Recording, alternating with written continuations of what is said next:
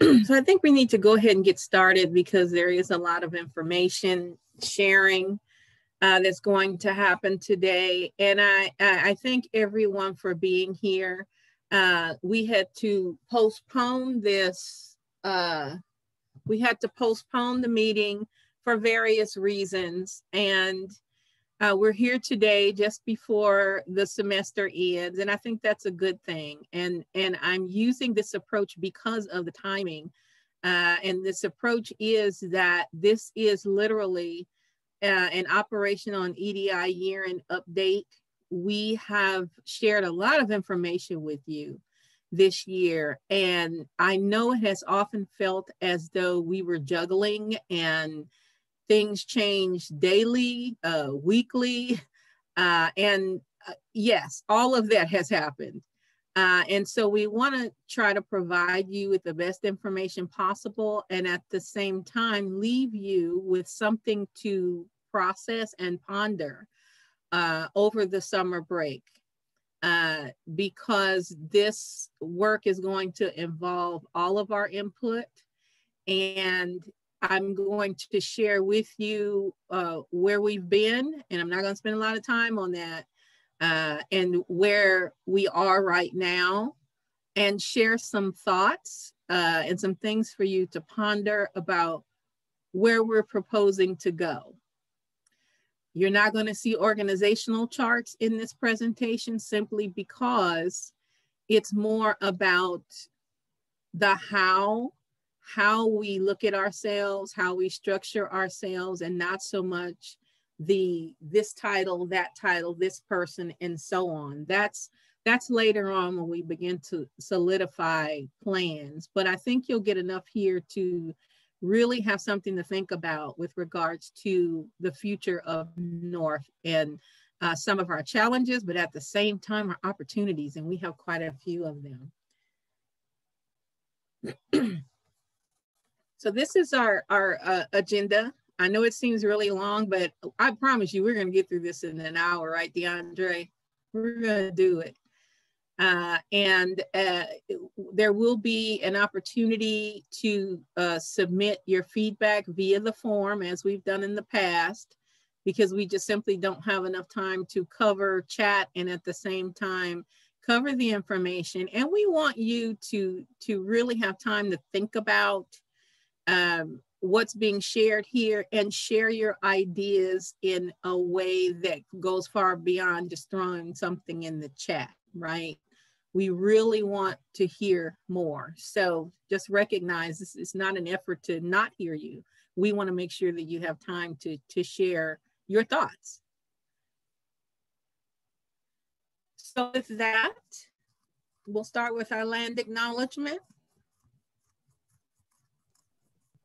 Thank you. Hello, everyone, and good afternoon. Excuse me, good afternoon. I am Kendall Cook. I use he, him, his pronouns, and I have the pleasure to read our updated land acknowledgement.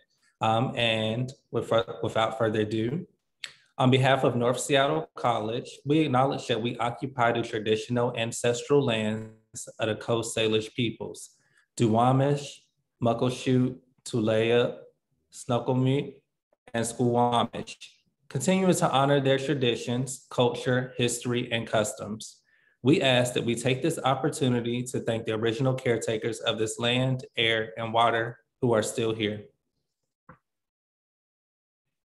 We encourage participants to consider their responsibilities to the people and land, both here and elsewhere, and to stand in solidarity with Native, Indigenous, First Nations people and their sovereignty, cultural heritage, and lives. At this time, thank you so much. Thank you.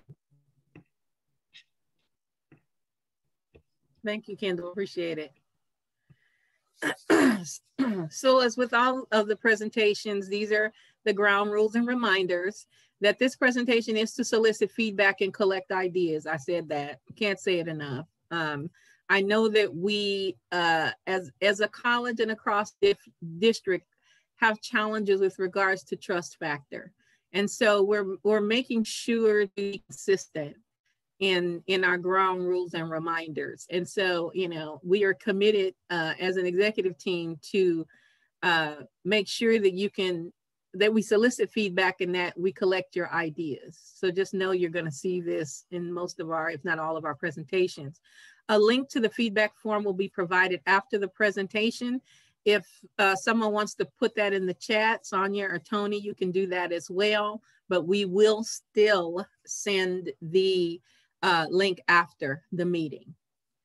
The information in this presentation may very likely change as the budget is solidified, as far as, you know, what the numbers really look like and what we're really facing as far as expenses beyond our control. The numbers and the information may change, and that would actually be a good thing. And also note that prior to any changes becoming effective, the appropriate union processes will be honored.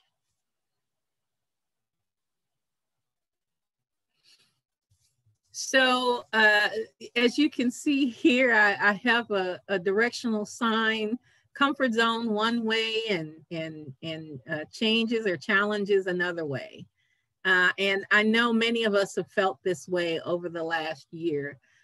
We've been taken out of our comfort zone in many ways. I don't care how intelligent and savvy we are, we've had to step outside of our comfort zone, and we've had to overcome challenges, both personally and professionally. And we are here, which means that we made it through, right? It has been rocky and triumphant for the college and for, again, us all personally and professionally. But I just wanted to point out a few things. You know, the faculty successfully changed the modality of 75 to 80% of the courses, and the students responded accordingly. And so I text Pete, our Vice President of Instruction this morning, I said, help me get this number right. And so when he sent me this information, I was like, wow, that is amazing. That is amazing. And you are to be commended for that work, especially on what was really the fly. You did it on the fly, and many colleges across the country did it. And so it just speaks to the commitment that faculty have. When you step into these roles to teach, you know, there's a commitment. And so we appreciate that and we honor that. Our facility staff quickly and efficiently cleaned and packaged up, and I'm dating myself, mothballed and maintained the campus. When I was on campus and took the campus tour, I was very impressed the way they literally packaged our campus up. And so now they have to unpackage it. And that is a challenge as well. And so we can't express our appreciation enough for the facilities and maintenance staff, for the work that they've done and being on campus and maintaining our community, our campus. Students continue receiving services despite the remote environment. Student services and those outward facing services switching to a remote modality, if you will, to service students. That is a challenge, but it has been well worth it because we are graduating 1,137 students this year. So that number tells me that they hung with us. And so kudos to the students and kudos to the staff for the level of engagement. North weathered the initial impacts of the necessity for district-wide cuts. You have heard about our structural deficits. They have not gone away. We still have to address some of those, but I'm hoping that we will do so effectively, efficiently, and work smarter on this particular piece and have an impact across the district. I just left a meeting where I suggested that, and it's really not anarchy, but suggested that we not just go along with the status quo. I sit in meetings often with members, you know, at district office and at other campuses, and there tends to be a tendency to just sway a specific way because, well, the bigger campus wants to do it, or it's the way we've always done it. And I'm finding at North that we are comfortable challenging the status quo and being constructive in doing so. And so I would like to encourage you to continue that as we participate in district committees and have a district voice and voices on other campuses. Let's try to do what's best for our students, right? And it makes their transitions easier. And let's stay focused on that. So it's much appreciated. This is the rear view mirror, and I promised that I would touch on this, but we are absolutely not going to dwell on this. You see the various ladders, and that represents challenges. And you'll notice it says budget cuts, rocks, Zoom meetings, staff transition, rocks, Zoom meetings, COVID developments, rocks, Zoom meetings, and legislative session, rocks, Zoom meetings. So the rocks is an inside joke. As Terrence Shaw and I began diving into budget, we learned a few things, just like you learned a few things about the budgeting process within the Seattle colleges and our budget here at North. And so it got to the point where he would just send me an email and the subject line would say rocks. So that told me when I opened that email, there were going to be some new discoveries in that email that he's sharing with me and that we need to explore. So we overturned quite a few of those rocks at the district level as well as the college level. And so that is why I am, I won't say I'm saddened by Terrence's departure. I am actually encouraged because we have someone now working at the Siegel Center who knows North's budget and who understands our challenges. And I'm encouraged by that. I was very concerned about who was going to step into that role and having to make them aware and educate them on North and perspective. And so I'm very encouraged that he's there. The executive team will miss him, but he's not that far away. We text daily. And so just be encouraged. I know it felt like a blow, but it is really a plus for us. I'm not suggesting he's going to sway our way because he's a district and because he loves North. I'm not suggesting that, but it is just so good to know that he gets us and he understands our challenges and still makes recommendations and will still be involved. So be encouraged knowing that. But we, you know, all these things are somewhat in our rearview mirror. We still have fiscal challenges. We will have staff transitions, there's no question, for various reasons. COVID developments, that changes daily. And we are awaiting guidance from the state level so that we can know what direction we're trying to go.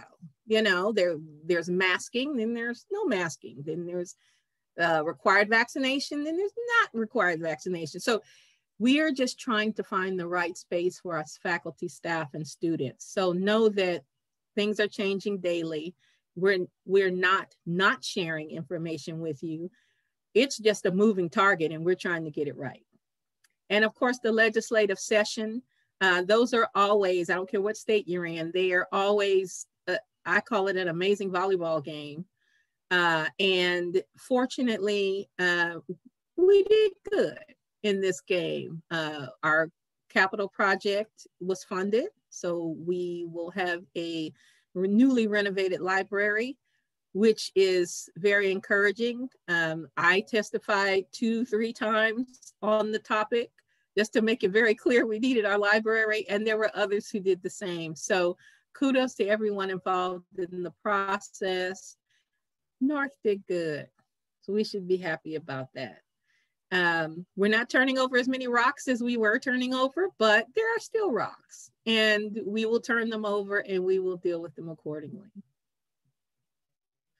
So today, here's where we are. I'm trying to move things around here a bit. Oh, there we go. We have a COVID vaccine, and I'm happy to say that North Seattle College played an integral role in making sure this community had access. Our vaccination site shut down on June 4th. Kudos to Kathleen Crump and others for making sure that happened. Kudos to facilities and maintenance for making sure that the space was available and always, you know, clean, appropriate, everything flowed well. So kudos to everyone. That was huge for this college, and we really stepped up for the community. And we are planning to continue the relationship in some way, whether it be pop-up or, you know, not on the mass scale that we had, but we are still involved, and the system is now going to be involved as well, because we're still going to need vaccines. Even though we're trying to come back, they'll still be necessary. We are preparing to return to campus.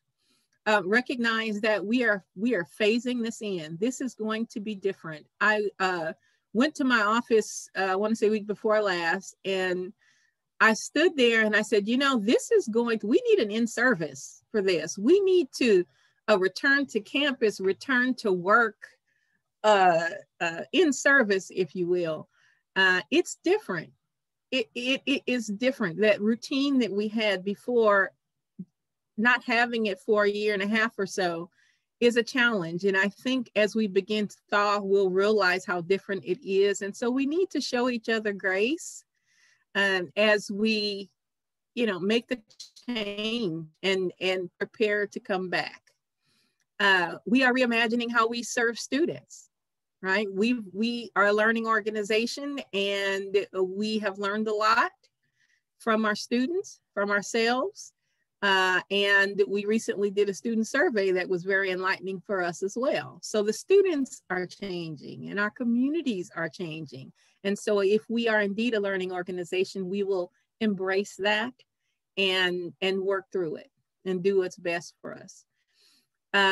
Again, we're unpacking the college facility. They are power washing. When I met with the facility and maintenance staff, they were so excited about power washing, and so I got excited too. And I realized why now, because the campus has, again, for 14 months or so, been on hiatus, if you will. And so they are rediscovering the beauty of North. We have a 50-year-old campus, but it's a beautiful campus.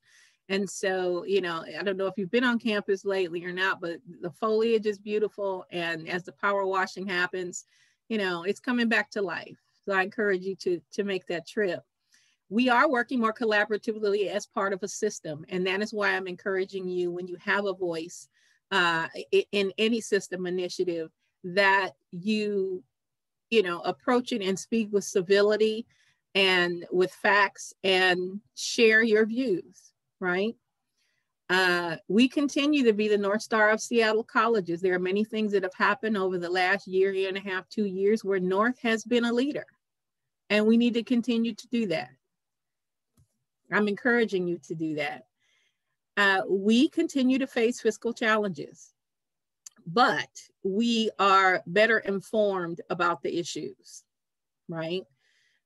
We can be proud that for all of our challenges in the past year, we have really served our students and community well. Between the Food for Life relationship, the drive-through food pickups, the vaccinations, all of that has served the community. You didn't have to be a student to take advantage of those things. And so now our community knows that North Seattle College will be here for the community when needed. And we're celebrating 50 years of North Seattle College, maybe a little differently than we had anticipated, but we're still celebrating anyway. Some of you viewed the time capsule reveal, which made me feel very old, and at the same time was just, it was hilarious. It was fun.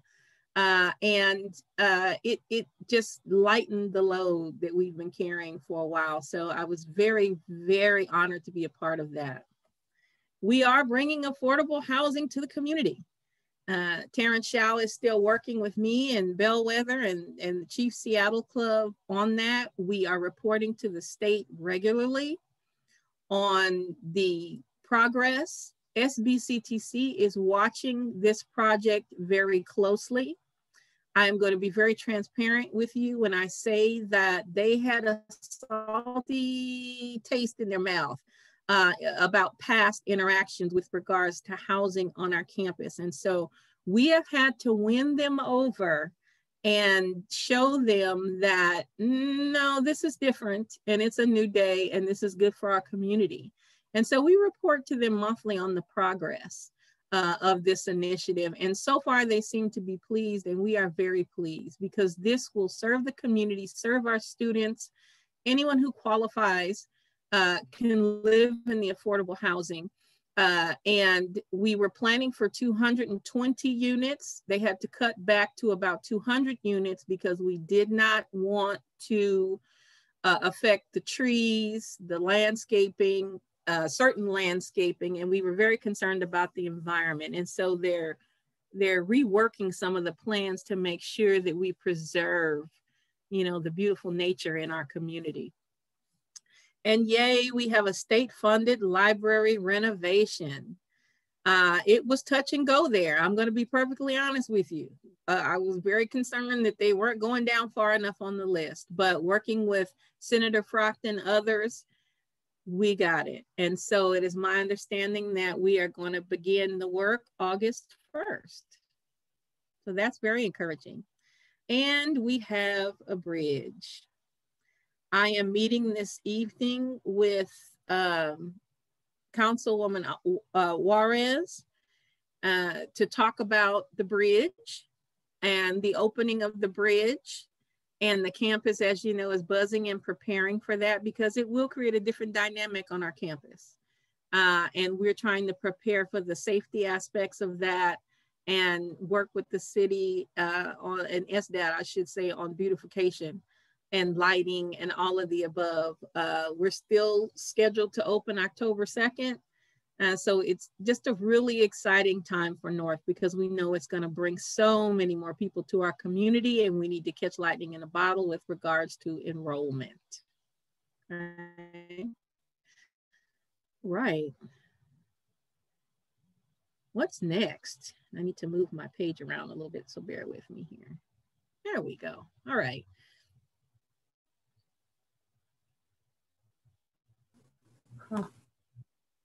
So we need to establish guiding principles. What does that mean? We need to figure out how we're going to emerge from COVID as a college community.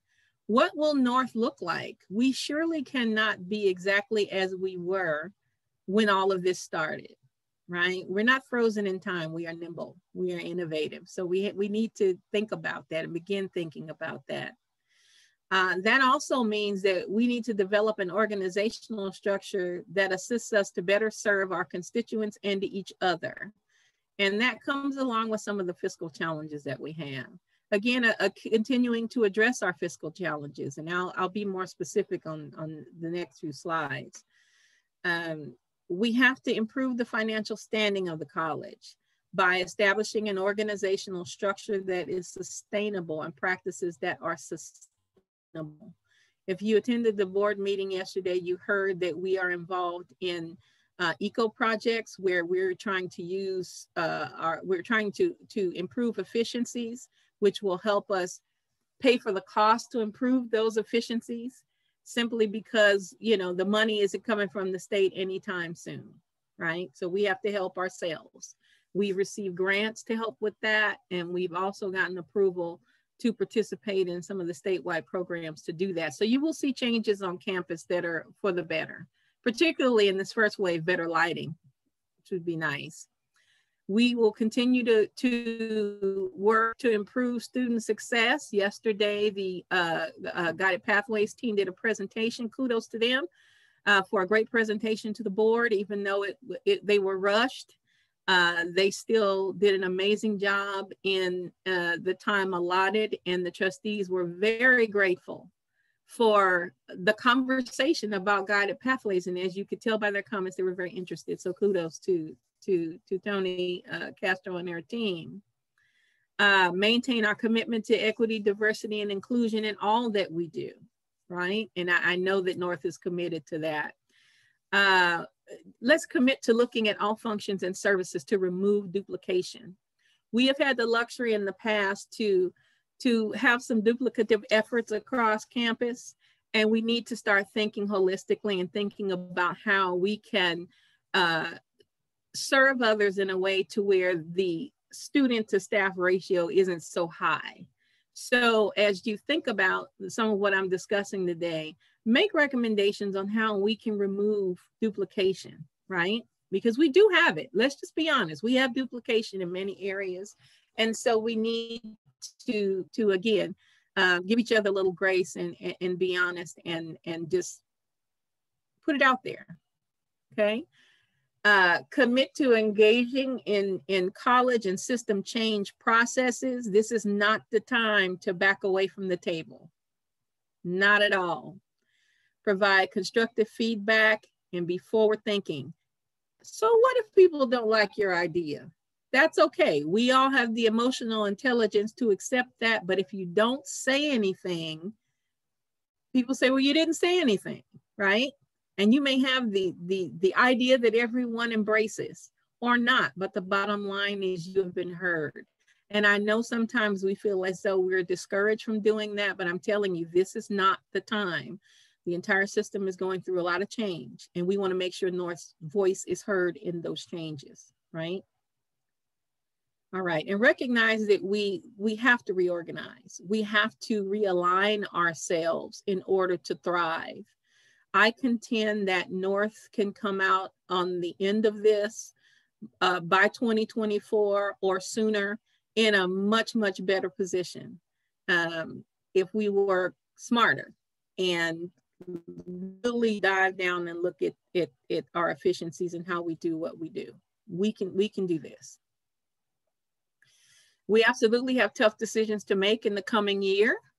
You all may have heard from the Georgetown board meeting a couple months ago that the trustees have given all colleges the charge to balance our budgets without the use of reserves by 2024. And that's what some people aren't clear on. For the past few years, we've been able to present a balanced budget to the trustees by dipping into our reserves because we felt as though our reserves were just overflowing. And so let's do that. Well, clearly that wasn't wise. And so we have had to change our practices across the system. And you all probably heard that reserve-wise, North is pretty much in a better position than the other campuses.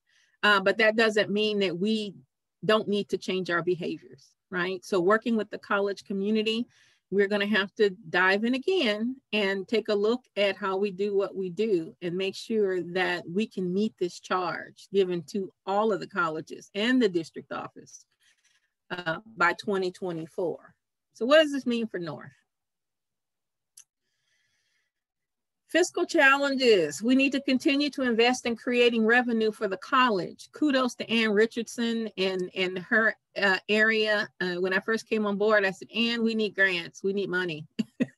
And she has been working diligently with all of you for grant development. And we need to keep doing it. It's working. We've got the demographic. We've got the programs. We've got the ideas. Let's keep doing it. That Georgetown meeting also generated an agreement to approach the necessary fiscal challenges using what I'm calling the bell curve. That's me. I may be using the wrong phrase, but it's a bell to me, okay? So in 21-22, we recognize that, you know, we may have to cut 2.5% of our budget for 21-22. And as you know, we took heavy cuts, about 15% this last year. That was deep. We don't have a whole lot left, right? So we need to be very smart. We're going to have to address some of our administrative overhead, and we're going to have to really deep dive into enrollment management practices to make sure that we can fill our classrooms, provide instruction opportunities, and at the same time are efficient, okay?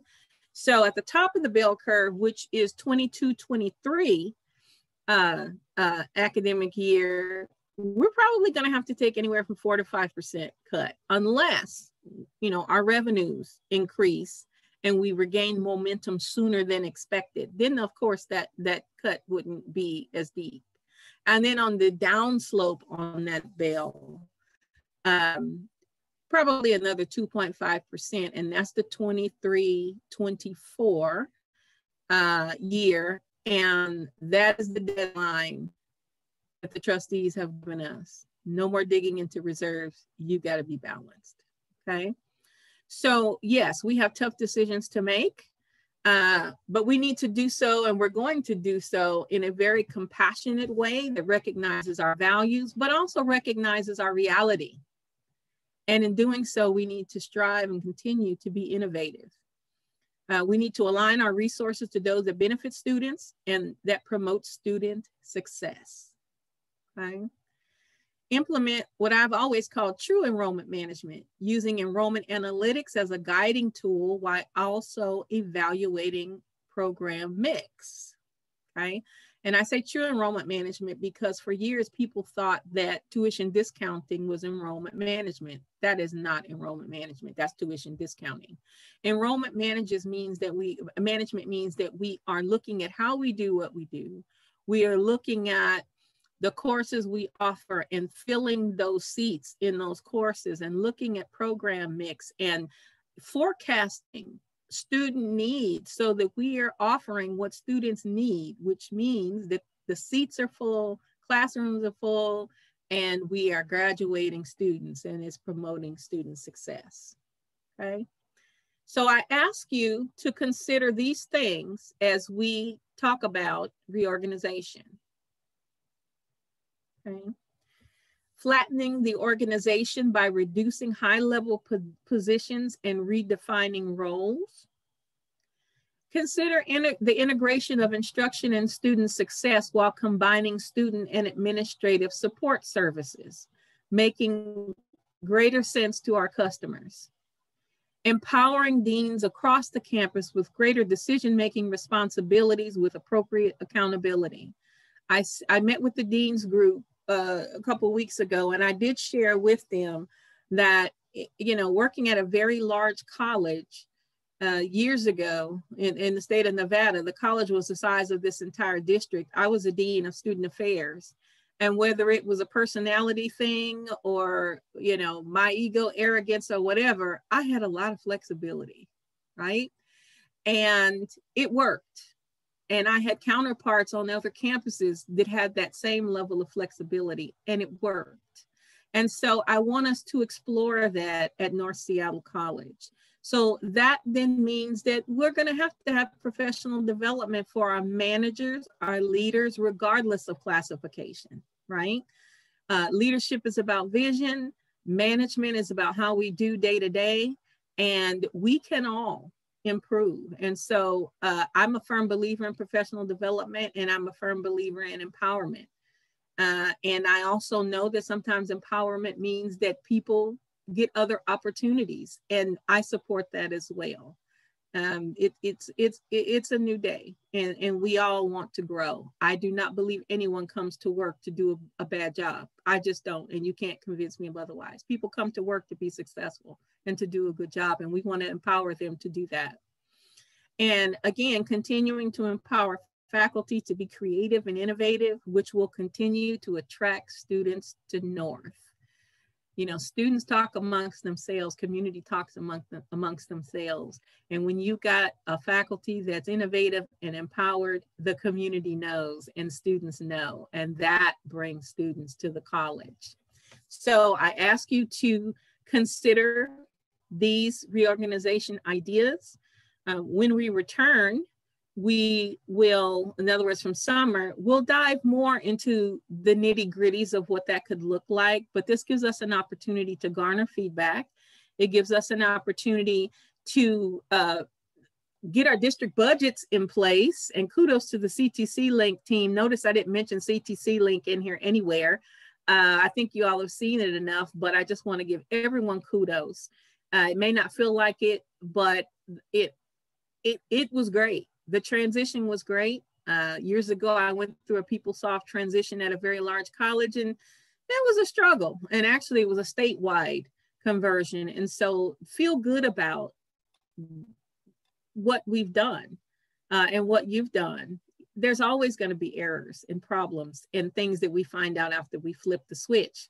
But we have done extremely well. So kudos to Brian Palmer for being the person voluntold to be our representative, and to Sarush and all those folks in the business office and the student services people and folks in instruction trying to figure things out. Kudos to all of you.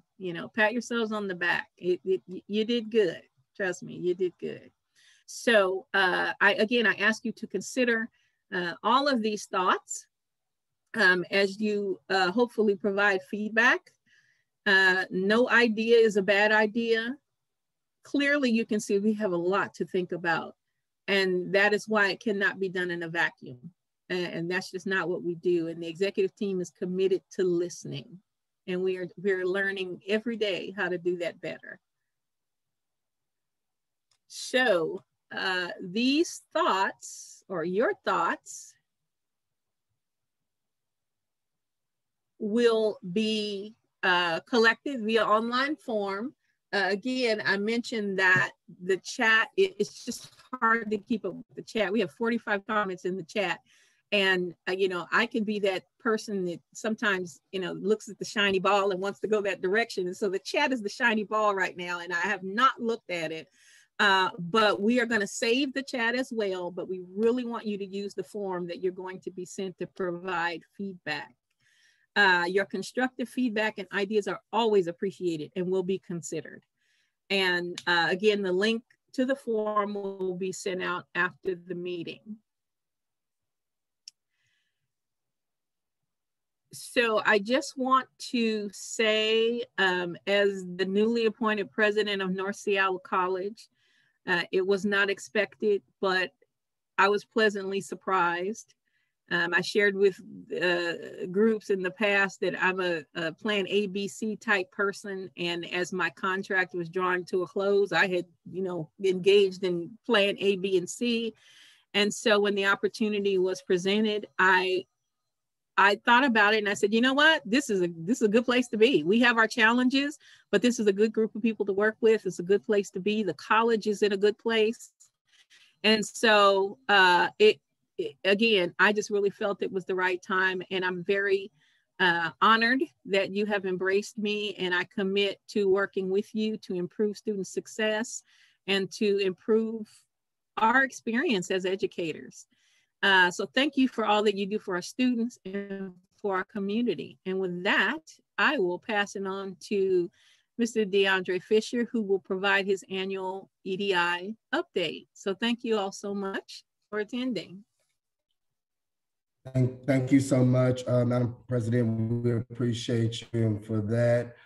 Truly encourage everyone to do the feedback.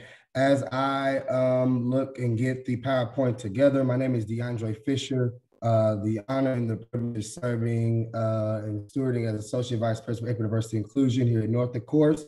But with that being said, I also want to ensure that we know that I am doing this presentation on behalf of many of the EDI folks, and I will name them. That is Sabrina Woodson, that is Kendall Cook, that is Jeff Bermudez, that is Amy, that is Julius Rodriguez, that is Christy Santos, Belinda, our elder, Belinda Tillman, Paula with the United Way, Catherine Thomason, Ellis Sant, and most importantly, our EDI student leaders and scholars. So I do not do this work alone, and I'm humbled to do it with them. When we think about equity, diversity, inclusion, most importantly, adopting the leader in racial equity is going to be important that we do that work. I'll be very, very brief, but with that, I want to highlight some of our partnerships and not read them all, but thank you and just do a small token of we cannot do this work without these partners. So at this time, I just say thank you. This is for you. We appreciate you, and we couldn't do it without you. So thank you. See, my internet is going a little slow, so I want to stop my camera. All righty. And then also, once again, as the president stated, the importance of building community and community partners outside of just the community that we have within North Seattle, but then the community that we serve. So there's many partnerships that we've done and we built, and we thank them too as well for the partnerships. Highlights for the Equity and Welcome Center this year as we think about all that we've been through and how we had to strive and show our resilience. Wow, wow, wow. Over 200 students served just this year within our virtual lounges. We do those virtual lounges, of course, in collaboration and partnership with our beloved student leadership and multicultural programs. So we thank you, Student Services. We thank you, VP Tony. We couldn't do it without you all. Six weekly Infinity Group lounges. Thank you to all of our advisors for all of the work that you put in. We have over 168 lounges. Over 480 students, faculty, and staff have been served within those Infinity Group lounges that we host. Over 30 EDI sponsored and co-sponsored events. 21 students attended the 31st annual Student of Color Conference. Benefit Hub has been rocking and rolling, 12 workshops, 500 okay. And then as well, 257 unique services that we have served to as well. This is just a product of how we have kept going throughout all of the lack of limitations that we may have had, but we have seek to learn and grow throughout this experience. And then, of course, our Clear Sky Youth Council that comes every Tuesday, building that relationship is ongoing and nonstop. Our food pantry that the president brought up. We need you, community. If you're available and willing to help and serve, this is our food pantry that is happening on Tuesday evenings. 1,093 families have been served food during this time. That is amazing. Those are the things that we should be proud of, even through the midst of budget cuts and things of that nature. As the president stated, we're still serving our community. We're excited. Our trio has kicked off, and let me tell you, Brother Kendall have been hitting the ball running. Him and Jeff, we've already hired 8 tutors. 60 plus tutoring sessions have gone and taken place. Over 90 plus hours of indirect services. Faculty have been now mentors. Jill Lane, Cristobal, Paul Carosa, and Tony Anderson. Just go on and on and on about the support that we have. But we got to grow, and we will grow. 10 TRIO students have started going and sponsored. And once again, as you all know, if you need to reach out to us and have us come to your classrooms, have us come to any of your programs to let you all know about what's happening with TRIO, we are here to do that as well. And then we are excited under the leadership course of Catherine, our LSAT program manager. We have 12 scholars just now within our LSAT program. But yet again, community, we need you, family. We need you to help us get our students. We need you to help us fill our requirements for the grants. We have 2 scholars already graduating in 2021. This is amazing, and this is what we look forward to doing. So we ask that you have your support in doing this work. When we think about where we're going with our guided pathways, here is just an overview. Of course, we have the district-wide team, but most importantly, when I think about our guided pathways, I think about this is how we've come together truly as a community to address and close all of the opportunity and equity gaps that we see and we know happening around our institution. And how we do that is implement ways to make it happen. Current, as you can see, some of the things that we've already started to do. We've served already really working with 100 part-time and full-time faculties. That is major. 70 classified and pro staff have been involved. Our Julius, wonderful, our navigator, has served 194 students. With that, 71% of those students are students of color. Within our guided pathways under the leadership, thank you, Amy Brown. What we're looking at future plans is really making sure, once again, our BIPOC students are really looking at how we make sure they're thriving within our colleges and where are the gaps that we need to close to really ensure that those are closed. Also looking at disaggregating the data. We're going to make sure that that's important. but then also being transparent on how we make sure to create these pathways for our students.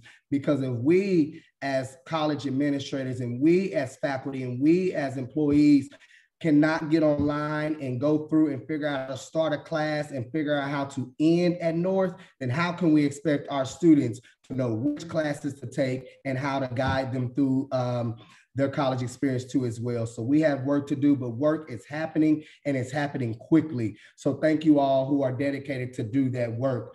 Exciting news happening. It is not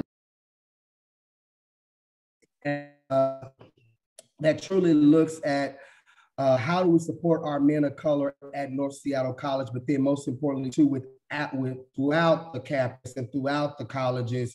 So I'm fortunate to have a great a number of people working with us to look at how we can really roll this out. If you're interested in supporting, we've already had a great group of men of color that has been joining our Brotherhood initiative.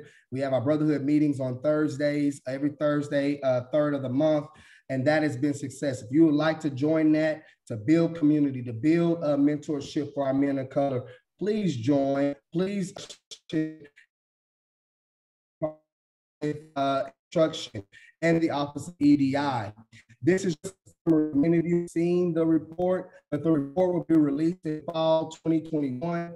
The summary we have in there, but it breaks down, and I want to thank Dr. Stephanie and her team for the hard work that it took almost a year to get this fully reported done, because it breaks down, as you all can see, our fall enrollment, the achievement gap opportunity. I thank you, my brother Pete, for your dedication and commitment to ensure that we are partnering to really understand and grasp what is truly happening when we think about how can we make sure that this work that we see around campus is not in isolation, but it's actually happening in a way that we can really institutionalize this work. And then the equity charge that is happening. For many of you that did not get a chance to attend the Board of Trustees meeting, we are excited that we got a chance to present the newly equity charge, but it's actually, I need to change that because we got it approved now, the Seattle College's Racial Equity 2023. Goal number one, I'll just be very, very quick because I want to be mindful of the time, but we are sending this PowerPoint out too as well. But when we think about goal number one, it really is looking at how do we really increase the completion rate for African-American, Black, Native, First Nation, Indigenous, Latinx, Pacific Islanders, South Asian American students from what we have at a 48% to 55%. As you see, we have 4 different areas in which we're going to be looking at, and we'll talk about those and discuss those to as well. Be work done on the fall. Thank you, thank you, thank you, first year committee at North, because they're truly leading the way around the district too as well. Goal number 2 is really looking at how do we promote and retain a workforce that mirrors our student body. As we know, and I've said it and I'll say it again, that our students will thrive when they see faculty and staff that look like them, that are just not looking like them outside of the beautiful artwork that we have. And side note, kudos to the Art Council and their series for all of the work that they're doing and what they brought to our campus too as well. Thank you, beloved Art Committee. But our students have to see themselves in this work too as well. So what does that look like? We have to truly make sure that we're working on our hiring too, and then also improving the things that we need to improve within our faculty too as well. And then looking at anti-racist, anti-bias training, so we can be an institution, although we're coming and wanting to use the language of becoming an anti-racist, anti-bias institution. I would say for North that we are becoming more of advancing racial justice first, because that is what is going to take for us to advance to become an anti-racist, anti-bias institution. We got to focus on our social justice and focus on our equity first. And then I want to end with, please, if there'll be an email sent out to you all on today that will highlight our course, our graduation. Thank you, Dr. Mary. Thank you, Dr. Nash, and many student services folks for all of the heavy lift to get the graduation ready. And then also thank you to the tremendous work being done for Juneteenth, as we know that this celebration honoring our past, present, and future goes a long way, and we have to do that. So thank you to the committee, and we'll highlight them in the email that will be sent out. And once again, as always, thank you, North. Thank you, and we appreciate you all. And that is us here. Thank you, President. All right, DeAndre, thank you so much. I think you all probably can tell EDI is busy. Our grants are thriving and the community is buzzing. And so we want to keep that momentum going. Kudos to everyone involved in this work. You've heard me say it before, it is all of our work. It's all of our business. And so we at North, we're doing it. I want to thank you for taking the time, your lunch period, to listen. The survey form will be available. In the past, it was 2 weeks, but this will be available for a month to give you time to get past finals and close out your year as applicable and provide feedback. The recordings will be available, and we will also include the PowerPoints. So thank you for your consideration, your feedback, and for an amazing year. And there's more to come. Have a wonderful weekend, everyone. And thank you so much for spending this time with us.